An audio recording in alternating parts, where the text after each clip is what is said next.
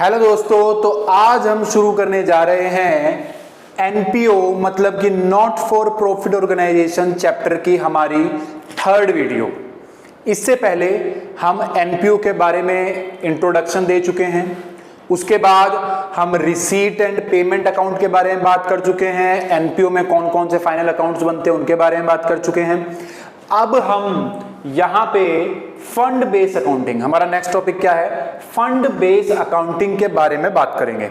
आगे बात समझ में, ठीक है। देखो, फंड बेस अकाउंटिंग को समझने के लिए मैंने इस तरीके से लाइनों में लिखा है, तो एक एक करके हम समझेंगे क्या मतलब है इसका, ठीक है। देखो क्या कह रहा है, फंड मीन्स, फंड का मतलब क्या होता है, फंड मीन्स अमाउंट रिसीव्ड और सेट असाइड बाय एनपीओ, ठीक है। जो भी एनपीओ को अमाउंट मिला है, ठीक है, अमाउंट रिसीव्ड और सेट असाइड, और जो उन्होंने अलग से निकाल के रख लिया, ठीक है, खुद से अमाउंट कुछ अलग से निकाल के रख लिया फॉर अ स्पेसिफिक पर्पस, किसी स्पेसिफिक पर्पस के लिए, ठीक है। फंड का मतलब क्या होता है, वो पैसा जो उनको कहीं से मिला है किसी स्पेसिफिक पर्पस के लिए, या उन्होंने खुद से अलग से निकाल के रख लिया स्पेसिफिक पर्पस के लिए, तो उसको क्या बोलते हैं, फंड। जैसे कि मान लो हो गया भाई बिल्डिंग फंड, ठीक है। बिल्डिंग फंड का मतलब क्या है, मतलब कि वो पैसा जो हमें किस में खर्च करना है भाई, बिल्डिंग बनाने में खर्च करना है, और किसी चीज में खर्च नहीं कर सकते, स्पेसिफिक फंड है, ठीक है, सिर्फ बिल्डिंग में खर्च करेंगे। लाइब्रेरी फंड, भाई जो पैसा आया या निकाल के रखा भाई लाइब्रेरी में खर्च करना है, लाइब्रेरी बनेगी उससे, और कुछ नहीं होगा, ठीक है। प्राइज फंड, भाई प्राइज डिस्ट्रीब्यूट किया जाएगा जो भी पैसा आया है, ठीक है, और कुछ काम नहीं होगा उससे। तो ऐसे फंड्स को, ऐसे स्पेसिफिक फंड्स जो हैं, ठीक है, उसको हम क्या बोलेंगे, फंड्स, ठीक है, फंड बोलेंगे। ये क्या हमारे स्पेसिफिक फंड है। इसके बाद क्या कह रहा है, the fund amount along with the income earned on the fund can not be used for other purpose. कह रहा है कि जो फंड का अमाउंट है along with the income earn, और उससे जो इनकम कमाई गई है, ठीक है, एक तो फंड का अमाउंट और उस फंड को, फंड के अमाउंट से जो इनकम कमाई है। हो सकता है भाई मेरे पास फंड आया कहीं से स्पेसिफिक पर्पस के लिए, मैंने उसको कहीं इन्वेस्ट कर दिया, कहीं पैसा लगा दिया, और उससे मेरे को इनकम मिल रही है, ठीक है। वो इनकम भी मैं उसी फंड में इस्तेमाल कर सकता हूं, किसी दूसरी जगह इस्तेमाल नहीं कर सकता। मान लो बिल्डिंग के लिए मेरे को पैसा मिला था, ठीक है, बिल्डिंग के लिए मेरे को मिल गया भाई मान लो 10 लाख रुपए, ठीक है। अब 10 लाख रुपए मैंने वो इन्वेस्ट कर दिया, अब उससे मेरे को मान लो मिल गया 10,000 रुपए इंटरेस्ट मिल गया। आगे बात समझ में, ठीक है। तो 10,000 रुपए भी मैं बिल्डिंग बनाने में ही खर्च करूंगा, किसी अदर जगह खर्च नहीं कर सकता। आगे बात समझ में, तो इस लाइन का यही मतलब है कि the fund amount along with the income earned on the fund can not be used for other purpose, other purpose के लिए यूज नहीं की जा सकती। फिर क्या कह रहा है, funds for specific purpose are credited to separate fund account and are shown on liabilities side of balance sheet। कह रहा है कि जो फंड मिलेगा स्पेसिफिक पर्पस के लिए, उसका अकाउंट क्या होता है, क्रेडिटेड होता है, ठीक है। वो क्या होगा, एक सेपरेट फंड अकाउंट में क्रेडिटेड होगा, और कहां दिखाया जाएगा, बैलेंस शीट में दिखाया जाएगा।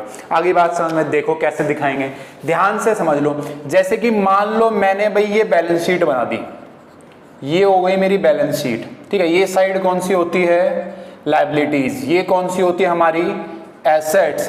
तो हम क्या करेंगे, लायबिलिटी साइड में दिखाएंगे। आ रही बात समझ में, लायबिलिटी साइड में दिखाएंगे। भाई बिल्डिंग फंड के लिए पैसा मेरे को मिल गया 10 लाख रुपए, तो मैं दिखा दूंगा भाई बिल्डिंग फंड कितना मिल गया, भाई 10 लाख रुपए मिल गया यहाँ पे। आगे बात समझ में, अब उससे मिली इनकम होगी, मान लो बिल्डिंग फंड से इनकम मिली, ठीक है भाई, इंटरेस्ट उसका मेरे को मिला मान लो, या डोनेशन मिला बिल्डिंग फंड के लिए, ठीक है, तो डोनेशन फॉर बिल्डिंग फंड उसी में ऐड की जाएगी। आगे बात समझ में, ठीक है। या मान लो उससे जुड़े कोई एक्सपेंस है, ठीक है, वो भी हम क्या करेंगे, उसी में लेस करेंगे। अगली लाइन में यही कहना चाह रही है, क्या कह रहा है, देखो, incomes from funds are credited, मतलब कि क्या किया जाएगा, ऐड किया जाएगा, ठीक है। Incomes from funds are credited and expenses from funds are debited. अगर जो फंड्स हमारे पास है उससे कोई इनकम होती है या उससे रिलेटेड कोई इनकम है तो वो उसमें क्या कर दी जाएगी, ऐड कर दी जाएगी, क्रेडिट कर दी जाएगी। या जो उससे रिलेटेड एक्सपेंस है या उस पैसे से, या बिल्डिंग, मैंने बिल्डिंग बनाना शुरू कर दिया उसमें खर्चा हो गया भाई, तो मैं क्या कर दूंगा, बिल्डिंग फंड में से लेस कर दूंगा। आगे बात समझ में, ठीक है। मान लो यहाँ पे बिल्डिंग, भाई बिल्डिंग के लिए फंड मिला, अब मैंने बिल्डिंग बनाना पैसा, बिल्डिंग बनानी शुरू कर दी, बिल्डिंग पर एक्सपेंडिचर कर दिया, 10 लाख रुपए मिला था, मान लो मैंने 5 लाख रुपए लगा दिया, तो बिल्डिंग फंड में से क्या करूंगा, 5 लाख रुपए माइनस कर दूंगा। आगे बात समझ में, ठीक है। उससे रिलेटेड जो एक्सपेंस है वो उसमें से माइनस हो जाएंगे, उससे रिलेटेड जो है इनकम है वो उसमें क्या हो जाएगी, ऐड हो जाएगी, ठीक है। अब क्या कह रहा है, accounting when done on this basis known as fund based accounting. भाई इस बेस पे जो भी मैंने चीजें बताई, इस बेस पे जब हम अकाउंटिंग करते हैं, ठीक है, क्या कह रहा है, accounting done on this basis, तो उसको हम क्या बोल देते हैं, फंड बेस्ड अकाउंटिंग बोल देते हैं। सिंपल सी बात है भाई, फंड से रिलेटेड जब हम ऐसे अकाउंटिंग करेंगे तो उसको क्या बोल देंगे, फंड बेस्ड अकाउंटिंग बोल देंगे। आगे बात समझ में, ठीक है। इसके बाद हम देख लेते हैं अब फंड बेस्ड अकाउंटिंग के टाइप्स, ठीक है। एनपीओ में कौन से इसके टाइप्स होते हैं। हाँ भाई, तो अब देखो एनपीओ के केस में फंड्स जो हैं वो 2 टाइप्स के होते हैं, ठीक है। देखो ये चीजें जो मैं बताने जा रहा हूं ये बहुत कम बच्चों को पता रहता है, ठीक है। बच्चे इसको पढ़ना भूल जाते हैं या पढ़ते ही नहीं है, बट ये चीजें कई बार क्वेश्चंस में आ जाती है, फिर हम सोचते हैं यार ये क्या है, उसका मतलब भी पता नहीं रहता है, ठीक है। और जब तक किसी चीज का मतलब ना पता हो तो उसको रटने से कोई फायदा नहीं है। आगे बात समझ में, ठीक है। तो सबसे पहले आपको उसको समझना जरूरी है, ठीक है। तो ध्यान से समझना क्या बताने जा रहा हूं मैं, ठीक है। मैंने बोला फंड्स जो है वो 2 टाइप्स के हैं, एक क्या हो गया अनरेस्ट्रिक्टेड फंड्स और दूसरा क्या हो गया रेस्ट्रिक्टेड फंड्स, ठीक है। अनरेस्ट्रिक्टेड का मतलब क्या है, it refers to those funds which does not carry restrictions with respect to its use, ठीक है। जिसमें कोई भी बाधा नहीं है, कोई भी रेस्ट्रिक्शंस नहीं है, किसी भी चीज में आप उसको यूज कर लो, तो वो क्या हो गया अनरेस्ट्रिक्टेड फंड्स। आ रही बात समझ में, भाई फंड मिले हमको, ठीक है, मतलब कि एनपीओ को फंड मिले, वो उसको किसी भी चीज में यूज कर सकते हैं। ऐसे फंड्स जो हैं वो क्या कहलाएंगे, अनरेस्ट्रिक्टेड फंड्स कहलाएंगे। Also known as general fund और कैपिटल फंड, इसको हम जर्नल फंड और कैपिटल फंड भी कह सकते हैं। या कह लो कि अगर पूछ लिया जाए एग्जाम में कि भाई अनरेस्ट्रिक्टेड फंड्स के एग्जाम्पल बताओ या अनरेस्ट्रिक्टेड फंड्स क्या होते हैं, इनका एग्जाम्पल भी हम लिख सकते हैं। क्या होते हैं भाई, जर्नल फंड या हम क्या कह देंगे कैपिटल फंड। आ गई बात समझ में, ठीक है। इसके बाद दूसरा है भाई रेस्ट्रिक्टेड फंड्स, ठीक है। नाम से ही पता चल रहा है क्या कह रहा है, it refers to those funds which is restricted, जो कि क्या होते हैं रेस्ट्रिक्टेड होते हैं आइदर बाय द मैनेजमेंट, ठीक है, या उनको एनपीओ का मैनेजमेंट जो है वो रेस्ट्रिक्टेड करता है, बाय और by the donor for specific purpose, या जो देने वाला है, जो फंड दे रहा है डोनर, वो किसी स्पेसिफिक पर्पस के लिए क्या कर सकता है, रेस्ट्रिक्ट कर सकता है। आ गई बात समझ में, जैसे कि मैंने बताया था भाई, मान लो डोनर ने बिल्डिंग के लिए फंड दिया, तो बिल्डिंग फंड क्या हो गया रेस्ट्रिक्टेड फंड, ठीक है, क्योंकि उसने बोल दिया भाई इसको बिल्डिंग में ही खर्च करना है। या कहीं से फंड मिला, मैनेजमेंट ने भाई तय कर लिया भाई इसकी तो लाइब्रेरी बनाएंगे, ठीक है, तो वो क्या हो गया रेस्ट्रिक्टेड फंड, ठीक है, स्पेसिफिक फंड। आ रही बात समझ में। इसके एग्जांपल क्या है, government grant for specific purpose, जो गवर्नमेंट से भी कई बार पैसा मिल जाता है, मैंने बताया था आपको, ठीक है, पिछली वीडियो में। गवर्नमेंट ग्रांट मतलब कि गवर्नमेंट से पैसा मिला, गवर्नमेंट से फंड मिला, ठीक है, किस लिए, स्पेसिफिक पर्पस के लिए। आगे बात समझ, तो वो भी क्या कहलाएगा रेस्ट्रिक्टेड फंड्स। इसके बाद endowment fund, annuity fund, loan fund, fix assets fund, prize fund. देखो अब इनको जो है, इन सभी जितने पॉइंट मैंने बताए ना, इनको मैं आपको डिटेल में बताऊंगा, ठीक है, क्योंकि कई बार ये क्वेश्चन में आते हैं और हमको पता नहीं रहता है कि इनका मतलब क्या है, तो हम इनके नोट्स ही बनाएंगे, लिखेंगे भी कि है क्या चीज, बहुत कम बच्चों को पता रहता है, इसलिए ये वीडियो लास्ट तक आपने पूरी देखनी है, समझना है ये चीज है क्या। आगे बात समझ में, तो देखते हैं सबसे पहले, तो ये हमारे सामने कुछ हो गए हैं रेस्ट्रिक्टेड फंड्स के एग्जांपल्स, ठीक है, इनको हम जो है वो डिटेल में समझेंगे, क्योंकि ये ऐसे फंड्स हैं क्वेश्चंस में हमको कई बार ये मिल जाते हैं और फिर हमको समझ में नहीं आता है कि भाई ये चीज है क्या। ठीक है, तो इसलिए हम इनको जो है वो ध्यान से समझेंगे। देखो क्या लिखा हुआ है, गवर्नमेंट ग्रांट, गवर्नमेंट ग्रांट, ठीक है। अब हम जो यहाँ पे गवर्नमेंट ग्रांट की बात कर रहे हैं, ये स्पेसिफिक पर्पस वाले गवर्नमेंट ग्रांट की बात कर रहे हैं, ठीक है। गवर्नमेंट ग्रांट जो है वो जनरल ग्रांट भी हो सकती है एक तरीके से, मतलब कि किसी स्पेसिफिक पर्पस के लिए नहीं, मतलब किसी भी चीज के लिए उसको यूज कर सकते हैं, ठीक है। स्पेसिफिक पर्पस वाली ग्रांट नहीं भी हो सकती है गवर्नमेंट ग्रांट, ठीक है। अगर वो स्पेसिफिक पर्पस वाली नहीं होगी तो फिर वो हमारी इनकम हो जाएगी, ठीक है। बट स्पेसिफिक पर्पस वाली गवर्नमेंट ग्रांट हमारे लिए क्या होती है, लायबिलिटी होती है, ठीक है। देखो क्या कह रहा है, grant received from government for specific purpose is restricted to be used for the purpose it is granted. ऐसी ग्रांट जो गवर्नमेंट से हमको मिली है किसी स्पेसिफिक पर्पस के लिए, वो रेस्ट्रिक्टेड होती है कि हम उसको उसी चीज में यूज करें, किसी अदर चीज में यूज नहीं कर सकते। आ रही बात समझ में, ठीक है। अदर चीज में यूज नहीं कर सकते, वो एनपीओ की लायबिलिटी है भाई कि उसी चीज में उसको यूज करें, आप किसी अदर चीज में यूज ना करें। क्या लिखा है एग्जाम्पल में, ग्रांट रिसीव्ड फ्रॉम गवर्नमेंट, जैसे कि मान लो गवर्नमेंट ने पैसा दे दिया भाई, ग्रांट दे दी, grant received from government for polio eradication programme. Polio eradication programme मतलब भाई पोलियो का निवारण करने के लिए, ठीक है। पोलियो का निवारण करने के लिए जो है गवर्नमेंट ने ग्रांट दे दी, भाई ये प्रोग्राम चलाओ, आपको पोलियो खत्म करना है, पोलियो बीमारी खत्म करनी है, ठीक है। इराडिकेशन मतलब कि उसको खत्म करना, निवारण करना उस बीमारी को, तो उसके लिए ग्रांट दे दी, ठीक है। तो इसको हम कहां दिखाएंगे, इसको हम दिखाएंगे बैलेंस शीट में लायबिलिटी साइड। किस नाम से दिखा देंगे, दिखा देंगे भाई पोलियो इराडिकेशन फंड, ठीक है, या पोलियो इराडिकेशन प्रोग्राम फंड, इस तरीके से हम लिख देंगे। आ गई बात समझ में, ठीक है। इसके बाद हो गया एंडोमेंट फंड, ये इंपॉर्टेंट है, ठीक है। एंडोमेंट फंड कई बार बच्चों को पता नहीं रहता है।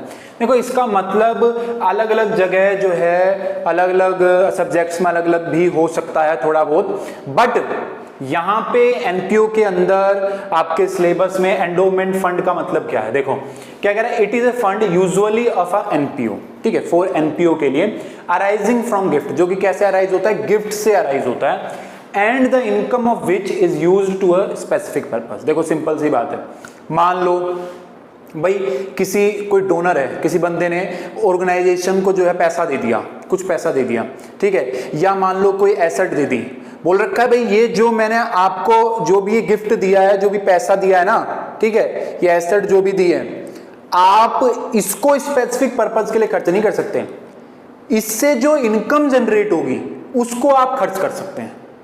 आ रही बात समझ में, क्या बोला मैंने, मान लो किसी ने भाई कोई 10 लाख रुपए दे दिए, या एक अपना घर दे दिया, ठीक है, अपना घर दे दिया भाई, रेंट पे चढ़ाओ इसको, पैसे कमाओ, ठीक है, ऑर्गेनाइजेशन उससे पैसे कमा रही है, ठीक है, उसने बोला जो इससे पैसे आएगा ना उससे आप जो है बच्चों का टूर्नामेंट करवा देना, ठीक है, तो वो जो उससे इनकम होगी उसी को खर्च कर सकते हैं स्पेसिफिक पर्पस के लिए, टूर्नामेंट के लिए उसी को खर्च करेंगे, ठीक है, अदर पर्पस के लिए नहीं खर्च करेंगे, टूर्नामेंट के लिए खर्च करेंगे। बट जो उससे जो मतलब कि जो उसने गिफ्ट दिया है, जो पैसा दिया है, उसको खर्च नहीं कर सकते, वो बरकरार रहनी चाहिए। आ रही है बात समझ में, ठीक है, वो एसेट, वो गिफ्ट बरकरार रहनी चाहिए, उससे जो इनकम जनरेट होगी उसको खर्च किया जा सकता है, उस गिफ्ट को खर्च नहीं किया जा सकता। तो ऐसे फंड को हम क्या बोलते हैं, एंडोमेंट फंड बोलते हैं। आ गई बात समझ में, ठीक है भाई। इसके बाद है एन्युटी फंड, ठीक है। एन्युटी फंड क्या है, क्या कह रहा है, it is established when NPO receives assets from a donor with a condition to pay specified amount periodically to designated beneficiary। क्या कह रहा है, कह रहा है ये कैसे बनता है, ये जो एन्युटी फंड है ये कैसे बनता है, जब एनपीओ को ना कोई डोनर अपनी एसेट दे दे, ठीक है, और बोले कि भाई जो एसेट दी है ना, तो इसके बदले में तूने मेरे को क्या देना है, कुछ स्पेसिफाइड अमाउंट देना है, क्या एग्रीमेंट बनेगा भाई, ठीक है। मान लो मैंने किसी ऑर्गेनाइजेशन को अपनी एसेट दे दी, ठीक है, कोई जमीन दे दी मान लो, ठीक है, लैंड दे दी मैंने उसको, और मैंने बोला कि भाई मेरे को ना मंथली, मोस्टली जो है एनुअली होता है, बट मंथली या हाफ ईयरली हो सकता है, ठीक है, मतलब कि ये पीरियड होगा। मैंने बोला भाई हर साल ना मेरे को इसमें से 1 लाख रुपए चाहिए, ठीक है, जो भी मैंने तेरे को एसेट दी है, ये एसेट मैं तेरे को दे रहा हूँ, बट मेरे को हर साल 1 लाख चाहिए, ठीक है भाई, कितने साल तक चाहिए वो एग्रीमेंट में लिखा होगा, ठीक है भाई। स्पेसिफाइड कोई टाइम पीरियड हो सकता है या लाइफ टाइम भी हो सकता है, मोस्टली लाइफ टाइम ही होता है, ठीक है कि भाई मैंने तेरे को एसेट दे दी, अब लाइफ टाइम तक ना मैं एसेट नहीं चाहिए मेरे को, ठीक है, मेरे को हर साल इतना पैसा जो है चाहिए, ठीक है। मतलब कि वो एनपीओ से इनकम कमाएगी और कुछ ना जो पैसा होगा जितना तय हो गया वो पैसा वो किसको देगी, उस डोनर को देगी। अब तुम कहोगे भाई ये कैसा फंड हो गया भाई, तो क्या फायदा फिर एनपीओ को वो एसेट लेने का। देखो अब वो मान लो उस पर्सन की डेथ हो जाए जिसने एनपीओ को वो पैसा दिया है, वो एसेट दी है, उस पर्सन की डेथ हो जाए, ठीक है, तो फिर वो किसका हो जाएगा, या वो पीरियड खत्म हो जाए तो एसेट किसकी हो जाएगी, एनपीओ की हो जाएगी। आगे बात समझे, मतलब कि एसेट जो एनपीओ की हो गई, बट जो उससे इनकम जनरेट हो रही है उसमें से कुछ स्पेसिफाइड अमाउंट किसको दिया जा रहा है, डोनर को दिया जा रहा है। तो ऐसे फंड को क्या बोला जाता है, एनुइटी फंड बोला जाता है। आगे बात समझ में, एनुइटी फंड क्या होता है, ठीक है, इंपॉर्टेंट है, कई बच्चों को पता नहीं रहता है, ध्यान से इसको पढ़ना। इसके बाद क्या है, लोन फंड। भाई लोन फंड भी बिल्कुल इजी है। It is set up to grant loans for specific purpose, say loan to pursue higher studies. कहने का मतलब क्या है, कह रहा है भाई वो लोन जो किसी स्पेसिफिक पर्पज के लिए दिया जाता है, मान लो हायर स्टडीज के लिए, हायर स्टडीज परस्यू करने के लिए, हायर स्टडीज करने के लिए, मान लो क्या होता है, गवर्नमेंट कई बार कह देती है ना भाई तुम कोर्स करो, हम तुमको लोन दे देंगे कोर्स के लिए, ठीक है, उसमें आपको कुछ मतलब कि कुछ गिरवी नहीं रखना पड़ता है या कुछ आपको एसेट नहीं जमा करानी पड़ती है, भाई आप कोर्स करो, हम उसके लिए उस कोर्स के लिए आपको हायर स्टडीज के लिए पैसा देंगे, ठीक है, तो उसको क्या बोल देते हैं, लोन फंड। पैसा दिया जा रहा है, लोन दिया जा रहा है, चुकाना है लोन, ठीक है भाई, आपकी स्टडीज पूरी होगी उसके बाद आप चुका सकते हैं, जॉब लगने के बाद चुका सकते हैं, ठीक है, तो जो लोन आपने चुकाना है, ठीक है, बट वो लोन आपको किसी स्पेसिफिक पर्पज के लिए दिया गया है, अदर चीज में उस लोन को आप खर्च नहीं कर सकते उस लोन के अमाउंट को। तो ऐसे एनपीओ को भी एक लोन का अमाउंट दिया जा सकता है किसी बैंक के द्वारा या किसी अदर ऑर्गेनाइजेशन के द्वारा कि भाई ये लोन ले लो, वो स्पेसिफिक पर्पज के लिए इसको खर्च कर लो, बाद में पैसे दे देना, ठीक है। तो ऐसे फंड को क्या बोलते हैं, लोन फंड। आगे बात समझ में। इसके बाद क्या भाई, फिक्स एसेट फंड, बिल्कुल इजी है। फिक्स एसेट में इन्वेस्ट करने के लिए क्या कह रहा है, it is a fund which is given for invest in fixed assets. कह रहे हैं कि भाई ऐसा फंड जो कि दिया गया है फिक्स एसेट में इन्वेस्ट करने के लिए। भाई जैसे कि मैंने अभी बताया था बिल्डिंग फंड, भाई डोनर ने पैसा दे दिया, ये लो भाई पैसा ले लो, इससे जो है बिल्डिंग बना लो, ठीक है, बिल्डिंग क्या है, फिक्स एसेट है। तो फिक्स एसेट में खर्च करने के लिए जब पैसा दिया जाता है, फंड दिया जाता है, तो इसको क्या बोल देते हैं, फिक्स एसेट फंड। आगे बात समझ में। इसके बाद क्या कह रहा है, प्राइज फंड। अब आ गया भाई प्राइज फंड। प्राइज फंड क्या है, बिल्कुल इजी है, it is fund setup it is fund setup to use for distribution as prize. ये कैसा फंड है, ऐसा फंड जो कि सेटअप किया गया किस लिए, डिस्ट्रीब्यूशन ऑफ प्राइज। भाई प्राइज फंड का मतलब प्राइज बांटने के लिए पैसा दे दिया, प्राइज फंड हो गया, भाई बात खत्म, ठीक है। प्राइज बांटो, पैसा दिया डोनर ने, भाई प्राइज बांट सकते हो इससे, तो उसको क्या बोल देंगे, प्राइज फंड। ये सभी हमारे क्या हैं, स्पेसिफिक फंड है, ये सभी हमारी क्या है, लायबिलिटीज हैं। आगे बात समझ में, क्योंकि ये क्या है, सभी स्पेशल पर्पज के लिए पैसा दिया गया है। देखो अब तुम कहोगे भाई ये स्पेशल पर्पज के लिए पैसा किया है, लायबिलिटी क्या है, लायबिलिटी क्यों है? देखो भाई ऑर्गेनाइजेशन को पैसा दिया तो किसी स्पेसिफिक पर्पज के लिए दिया है, ठीक है, बोला गया कि आपको इसी में खर्च करना है, तो उनका दायित्व तो बनेगा नहीं बनेगा कि भाई उसी में खर्च, किसी और चीज में खर्च कर सकते हैं नहीं, ठीक है, तो उनकी लायबिलिटी बन जाती है भाई उसी में खर्च करना है। आगे बात समझ में, तो इसलिए ऑर्गेनाइजेशन की क्या बन जाती है, ये सभी चीजें ये लायबिलिटी हो जाती हैं। आगे बात समझ में, तो ये हो गए भाई हमारे कुछ ये मोस्ट इंपोर्टेंट टॉपिक थे फंड बेस्ड अकाउंटिंग के, ठीक है। अब जो है नेक्स्ट वीडियो में हम फंड बेस्ड अकाउंटिंग के क्वेश्चंस करेंगे, ठीक है, कि फंड बेस्ड अकाउंटिंग के क्वेश्चंस किस तरीके से किया जाते हैं, ठीक है, मोस्ट इंपोर्टेंट क्वेश्चन भी उसमें बताएंगे, ठीक है, कि भाई कुछ मतलब आने वाली वीडियो में इसके बारे में अब हम जो है वो चर्चा करेंगे, ठीक है। तो यहाँ तक आपको समझ में आ गया होगा। ये थ्योरी पढ़नी में देखो बहुत ज़्यादा ज़रूरी है किसी भी चैप्टर को समझने के लिए, क्वेश्चंस करने के लिए। सिर्फ क्वेश्चंस को रट के नहीं होता भाई ये डेबिट आ गया, ये क्रेडिट आ गया, नहीं, ठीक है, हमें पता होना चाहिए डेबिट आ रहा है तो क्यों आ रहा है, ये क्रेडिट में जा रहा है तो क्यों जा रहा है, आगे बात समझ में। अगर हमें उसके पीछे का रीजन पता होगा तो हम उस चीज को भूलेंगे नहीं। पर अगर रट्टा मारा हुआ है, डेबिट में है, क्रेडिट में आएगा, पेपर में, एग्जाम में हम क्या हो जाएंगे, कंफ्यूज हो जाएंगे, पता ही नहीं चलेगा भाई, कंफ्यूज हो जाएंगे, अच्छा मैंने तो डेबिट याद किया था, क्रेडिट डेबिट क्रेडिट तो पता नहीं चलेगा बिल्कुल भी। आगे बात समझे। तो इसलिए एक एक पॉइंट को ध्यान से समझे, चीजों को समझे। और जो 1 मार्क्स के क्वेश्चन होते हैं, जो 20 मार्क्स के आपके एक एक नंबर के जो क्वेश्चन आते हैं, उसके लिए भी ये थ्योरी मोस्ट इंपोर्टेंट है, ठीक है। तो इसलिए ध्यान से आपको थ्योरी को भी पढ़ना है। ये नहीं कि भाई अकाउंट्स ले ली तो हम तो सिर्फ प्रैक्टिकल करेंगे, थ्योरी तो हम करेंगे ही नहीं, ठीक है। थ्योरी भी आपके लिए बहुत ज्यादा जरूरी है, ठीक है। तो मिलते हैं आपसे नेक्स्ट वीडियो में, शुरू करेंगे हम इसके questions. Thank you so much.